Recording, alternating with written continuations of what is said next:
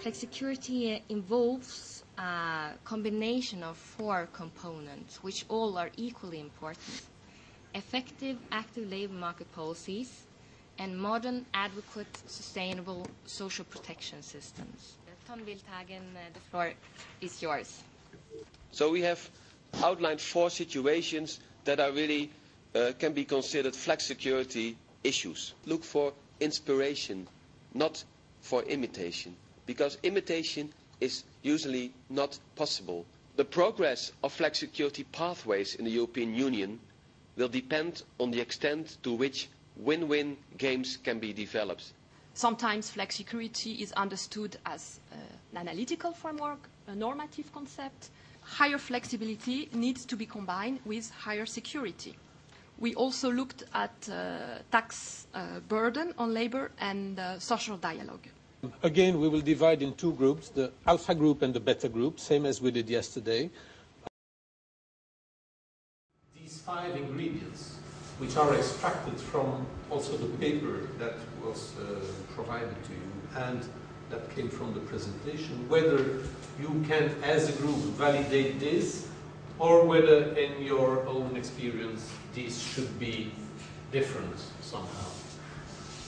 Whether some of these ideas, or whether any elements are missing, whether some should be merged, whether some... Excuse me. But then it also says introduce systematic lifelong learning. That's what the paper itself says. Yes. Would that make you change your view? Something like governance. Governance should be there in order to make everything happen. But that's not one of the specific policies. Here it's, maybe we should define at which level we are. I mean, is it at the country level, or is it, because for implementation you need to articulate different levels. I don't think that's what Uses the burdens on employers.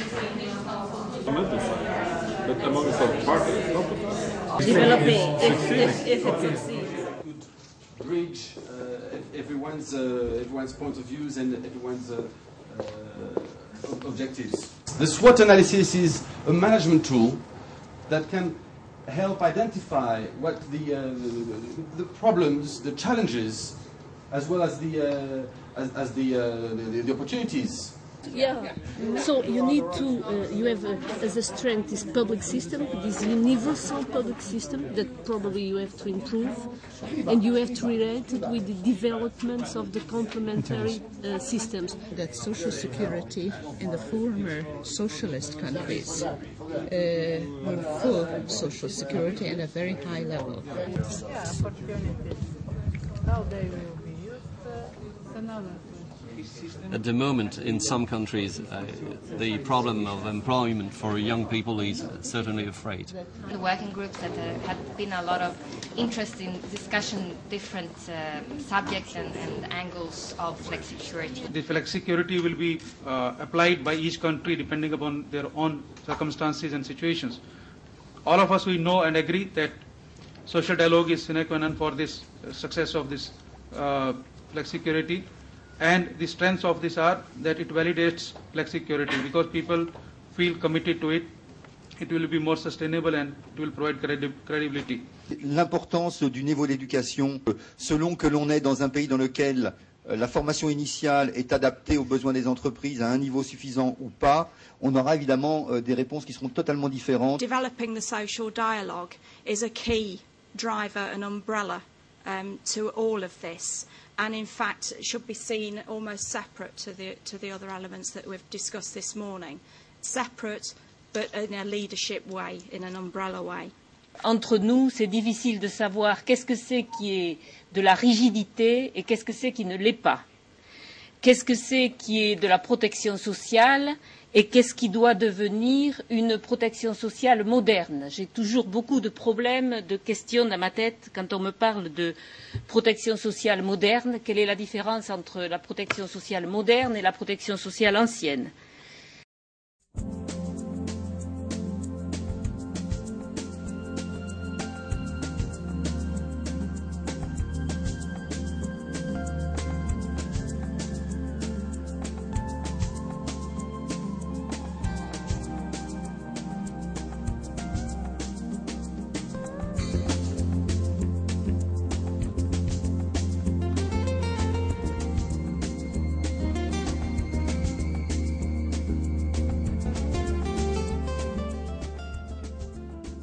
investing in people and modernising this European social model or models, and to ensure that they effectively combat social exclusion.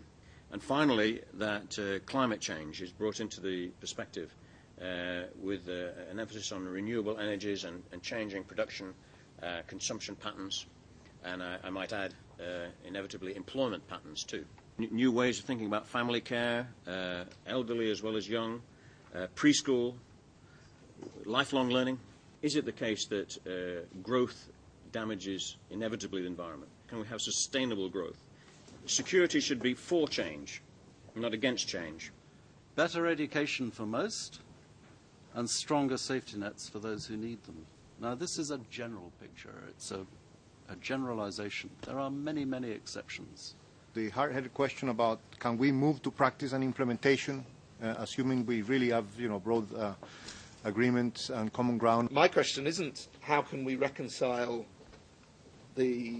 how can we move the decent work agenda closer to the European social model, but now how can we move the European social model closer to the decent work agenda? There's also statistical evidence to suggest that while temporary work can be a bridge to better work, some people get trapped on that bridge and never cross it.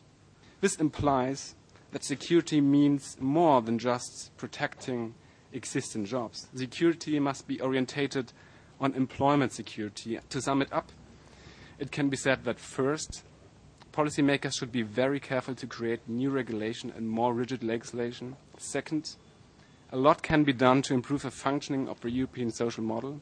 And finally, policymakers and stakeholders should bear in mind that economic growth continues to be a central engine for more and better jobs. Thank you.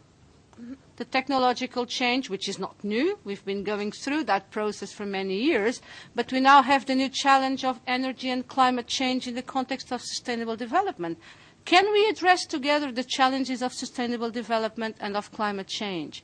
Can we address together the challenges of migration? What are the concessions and the trade adjustments that the European Union is prepared to do, yourselves, to accommodate the interests of the other countries, and particularly of developing countries? And that is a tough question.